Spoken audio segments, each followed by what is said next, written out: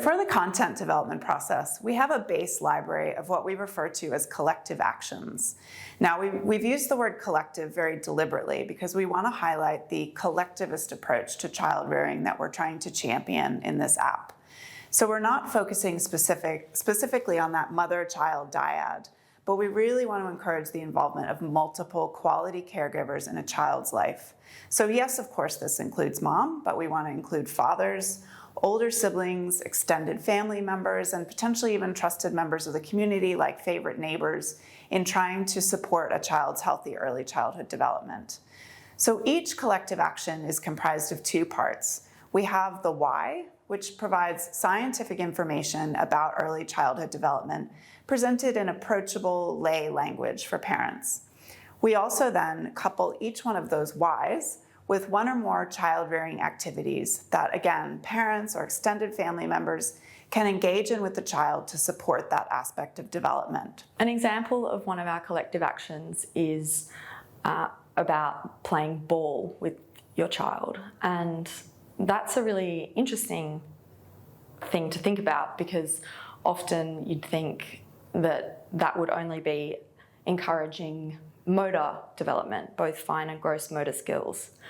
But actually, playing a ball game with your child encourages social development, it encourages interaction with your child, and then it also encourages those physical domains as well.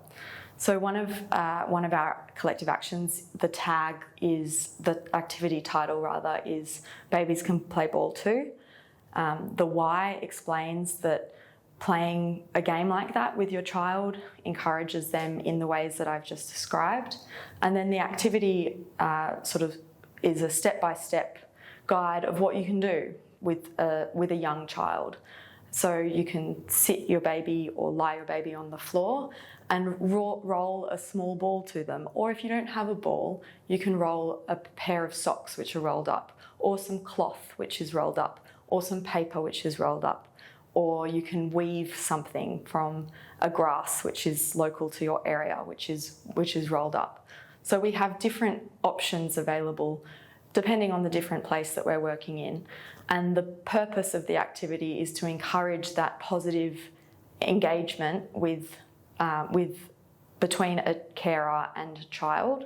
And then we encourage, as children get a little older or more comfortable with a particular activity, inviting other parents or family members or siblings or community members to engage with the child with those activities as well. So when we move into a new country, we use the information that we've learned through the cultural framework, as well as information from our deep search for local examples, to work up the content base for a new country. So we change out and we populate the content with those local examples that are now appropriate for that new setting. So it might be changing festivals. It's always changing the names of songs and dances, books and music. All of those things bring that content to life and make it feel more local and appropriate for the cultural context. We then send all of that content to our board of advisors, our group of subject matter experts, so they can read through it and provide us with their feedback. And we often get a lot of comments about whether things are appropriate or inappropriate and how we can immediately make changes to improve the content for that sociocultural context. Once we have an agreed upon early preliminary content base, that then gets populated into a test version of the app, which then gets distributed to a group of parents and caregivers, as well as back to the experts, so they can actually have a play around with the content, and they can see what they think about the activities, how those activities fit in their daily life, and whether they're finding it approachable and familiar and something that they would actually engage in the real world. We then bring everybody together for co-design workshops where we directly gather this feedback from parents and caregivers. So we're learning from them what we've done well, but where we need to improve things. And this is where we, again, iterate the content. So we make the changes that have been suggested by parents and caregivers, and we also learn from them where are the gaps in the content that we need to fill. So this is where we learn from them what information do they wish they had, what challenges are they faced with that we could provide advice or activities to help them solve. And this is where we then further develop that content base.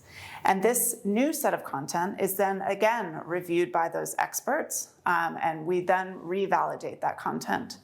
So we have this very iterative and collaborative process with parents and caregivers and experts in each of the countries that we're working with to ensure that everything is as culturally appropriate and relevant as we can make it before it's actually implemented at scale. The cultural context of the places that we're working in is so important because we have this fantastic information which is scientifically backed to improve social and emotional development outcomes of children aged 5 years and under.